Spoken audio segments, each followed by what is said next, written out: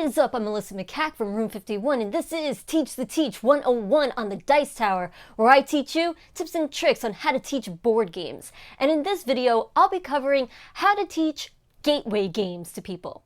Now, in my mind, there are 3 different types of people that will be playing gateway games. Or I guess that you would be teaching gateway games to get them into gaming, specifically. One of those people would be the one who, like, they're kind of into it, right? They're like, yeah, I know that people play board games, I play video games maybe, whatever it might be, but they're into it already. They kind of want to know, what is this whole, like, board gaming world about, right? And maybe they've already played, like I said, like, they might have already played video games and they might be, like, into just gaming in general. So now you're gonna show them some stuff. Another kind of person is somebody who knows nothing about any of this stuff. They're just like, alright, cool. And you're just kind of like, hey, guess what? There's this really cool hobby of, like, board games and stuff, and I want to show you because, yes, it'll be awesome. And then there's the other one who's kind of like, games? Really? Right? And you're kind of like, no, trust me, like, it's awesome, right? Like, maybe your parents or something. I do that to my parents all the time. I'm like, please play games with me. So those are the 3 kinds of people I have in my mind. Obviously, there are people, who are well into the hobby who like just playing gateway games, which is totally fine, but that's not what this video is about. It's about getting people into gaming. So, how do you do that? And how do you maneuver all these different kinds of gateway gamers, I guess, peoples? One of the things you want to do is figure out what game you're actually going to teach these people, right? Depending on who they are, which category they fit into. So if it's already a gamer and you know, like, maybe they love playing, like, Civ 5 or whatever, Civ 6, I guess that's the newest one out. Or they like playing, like, Mass Effect and things like that. You could probably go a little bit heavier. You want to figure that out. Or maybe they really like playing, like, League of Legends and stuff. You want to figure out, like, their personality, what you want to do. For example, I have a friend who, he plays League of Legends. And the first thing that came to my mind was to play Captain Sonar with him. Because he was super like, board games are for losers, but video games apparently aren't. I thought that League of Legends, having that fast pace, but also, like, team-oriented feel to it, would get him into board gaming, because it's like, Captain Sonar is pretty different from what you would think a board game is like, and it's got a lot of similarities to League of Legends in that way, where, like, a lot of communication is happening, fast reflexes and all that stuff, and then, like, the team play aspect and everybody having their own specific role. So those are the kind of things that you want to think about when you're thinking of people who already sort of game. Specifically, if they're really into getting into board games, you might want to go a little bit deeper, right? You don't have to start off with something like Ticket to Ride, right? Because they might not like that. That might not be their jam, right? So you want to figure out what might they actually like, depending on what other kind of games they are already interested in, or what kind of TV shows and movies they like. Maybe you want to play, like, a Star Wars game with them or something like that.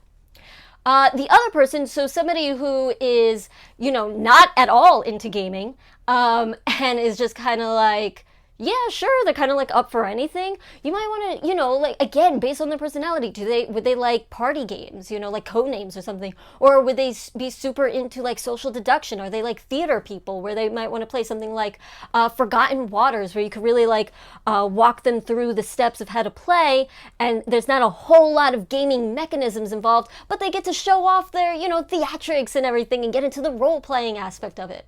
And then for people who are like, no, games, whatever, your parents or something, but maybe they really like card games, they've played Monopoly before, like my mother, she used to love Monopoly. So immediately I thought of Ticket to Ride, because there were similarities in Ticket to Ride that there were in Monopoly in some way, where you're kind of like, you're trying to gain the certain sets of colors and everything, just like in Monopoly, where you're getting, like, sets of properties of the same colors, things like that. And she loves it. She loves Ticket to Ride. So you have to really cater to your audience. So that's the first step into even getting into teaching them the game. The next step is getting them into actually playing the game, right? The actual teaching of the game. What you want to do is compare mechanisms to things that they've already seen before. You want to connect things for them. That way it works in their brains, right? Like that's how our brains tend to work, right? Like we see one thing and we connect it to something else, and it's like, that makes sense because I've kind of seen it before. With my example of like Monopoly to Ticket to Ride, I would say something like, yeah, in in Monopoly, you're collecting these sets of properties, right? You have all these colors. Well, you're doing the same thing in Ticket to Ride, where you have these colors that you're trying to collect. That way you could actually build your routes along the track here or whatever. So things like that, right? You want to figure out, okay, hey, you remember how you did this one thing in this other game? This is what you're doing pretty much in this game as well, right? And it also, it brings back this familiarity to them, because I think that happens a lot for people in a kind of, when they walk into like a board game cafe, let's say, and they see all these amazing, awesome games, but then they kind of gear more towards what they already are familiar with, like categories, Monopoly, all that sort of stuff, which is fine. But why do we do that, right? We like familiarity. We like to be comfortable. That's our comfort zone, right? This is nostalgic. It feels like home. So you want to say, hey, this new game is really, it's actually kind of familiar to you, right? And it makes them feel more comfortable, more confident to understand the game, things like that. And it could even bring back a sense of nostalgia a little bit, right? When maybe they used to play with their family members or whatever it might be for them, which is cool. So that is the biggest thing. Number one is figure out what game to play with the person, right? Based on their personality and based on what their interests are, right? And what games they've already played before, if they've played any sort of games, video games, board games, card games, whatever it might be. And then the next thing is to connect mechanisms that you know that they're already familiar with. That way it's not so daunting.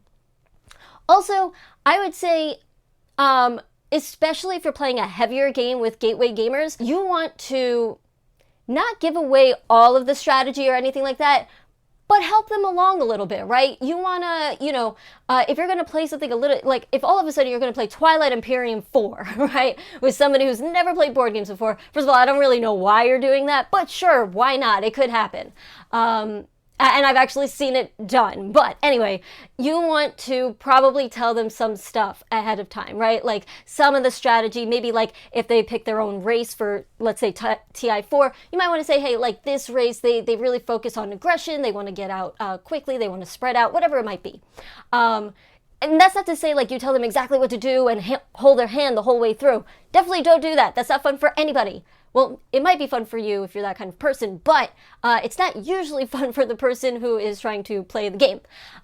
So I would say give them a little bit just so they have some sort of focus. That way they have some sort of understanding as to what they want to do and how they want to do it. This goes even for like something like Ticket to Ride, where it's like, hey, yeah, you might want to go around the borders or whatever, or you might want to block people, whatever the strategy is that you've found most helpful for you, you might want to say, hey, you might want to focus a little bit on these things. Again, figuring out what's too much to give to them and what's too little. And that just comes with practice, really. And sometimes I mess that up. But anyway, that is it for this episode. Thank you so much for watching. Please let me know what are some tips and tricks that you have to teaching gateway games to new players into the beautiful hobby of board gaming. I will catch you next time. Have a good one.